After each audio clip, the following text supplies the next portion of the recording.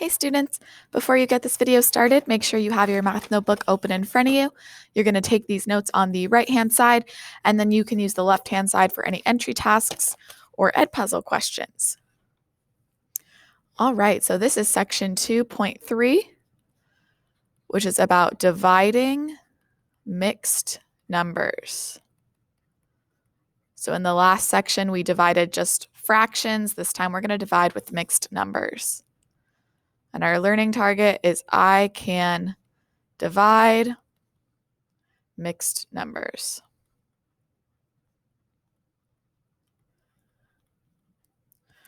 All right, so just as a reminder, when we divided fractions, we used something called keep, change,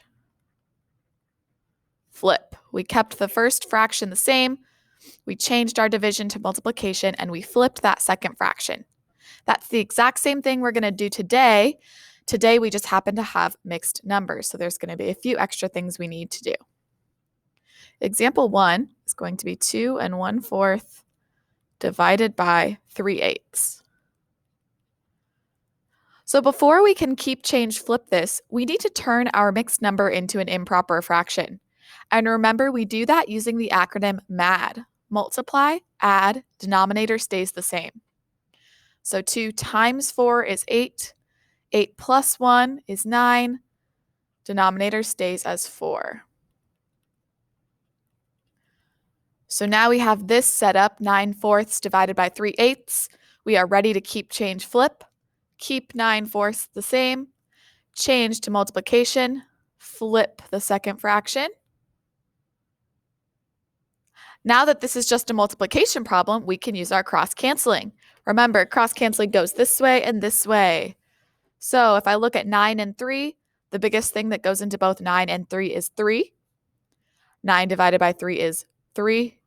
3 divided by 3 is 1. Now the other direction, 4 and 8, the biggest thing that goes into both 4 and 8 is 4. 4 divided by 4 is 1. 8 divided by 4 is 2. Now that I've cross-canceled, I am ready to multiply across the top and bottom. 3 times 2 makes 6. 1 times 1 makes 1. And last but not least, let's turn our improper fraction into a mixed number, or in this case, it's going to be a whole number because 1 goes into 6 exactly 6 whole times. Okay, let's try that again.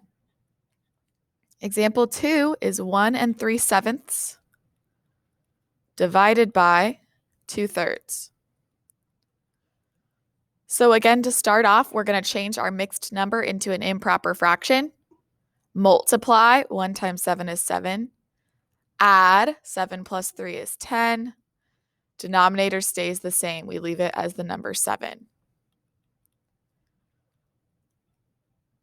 So now we have the problem 10/7 divided by 2/3. We are ready to keep, change, flip.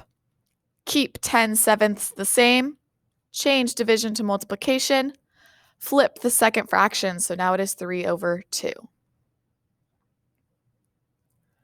Now that this is a multiplication problem, we can look for cross-canceling. We look this way and this way. The biggest thing that goes into both 10 and 2 is the number 2. 10 divided by 2 is 5. 2 divided by 2 is 1. The 3 and the 7, the biggest thing that goes into both of those is 1, which means we leave them alone. Alrighty, now we can multiply across the top and bottom. 5 times 3 is 15. 7 times 1 is 7. And last but not least, we've got an improper fraction, so let's make it back into a mixed number. 7 goes into 15 exactly 2 whole times, because 2 7s makes 14. That means there is 1 piece, or 1/7, left over. So now we've done a couple examples with mixed numbers and fractions. Now let's do some with just mixed numbers. So this one is going to be 3 5/6 divided by 1 2/3. So first step, as always, when we have mixed numbers, we're going to make them into improper fractions. We use MAD, multiply. 3 times 6 is 18. Add 18 plus 5 is 23.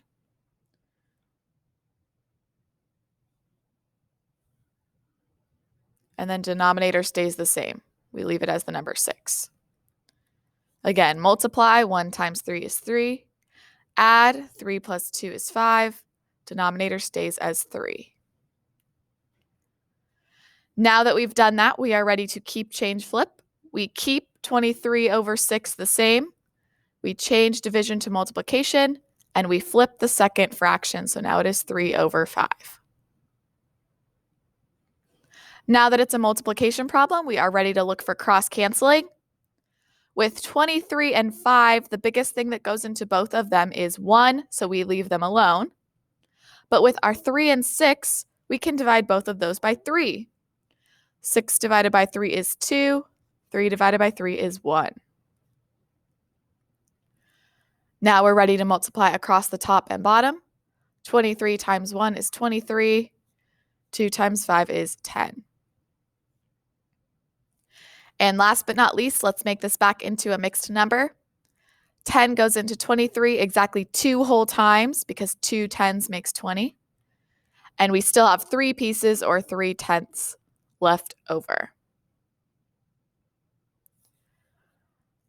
Let's try another one similar to that. We are going to do 8 and 1/4 divided by 1 and 1/2. First step is to make these into improper fractions. 8 times 4 is 32. 32 plus 1 is 33.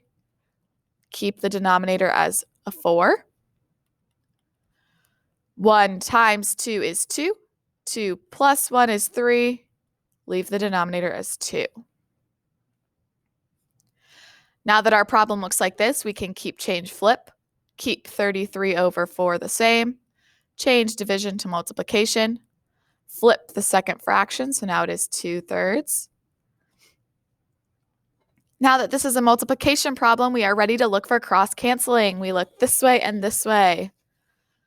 Well, 3 and 33, the biggest thing that goes into both of those is 3. 33 divided by 3 is 11. 3 divided by 3 is 1. Then we have 2 and 4. The biggest thing that goes into 2 and 4 is 2. 4 divided by 2 is 2. 2 divided by 2 is 1. Now I'm ready to multiply across the top and bottom. 11 times 1 is 11. 2 times 1 is 2. And last but not least, we're going to make this into a mixed number.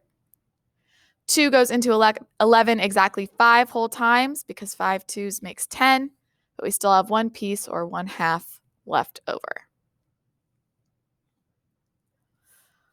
All right, we're just going to do one more example. This one's going to be a word problem, and it says, how many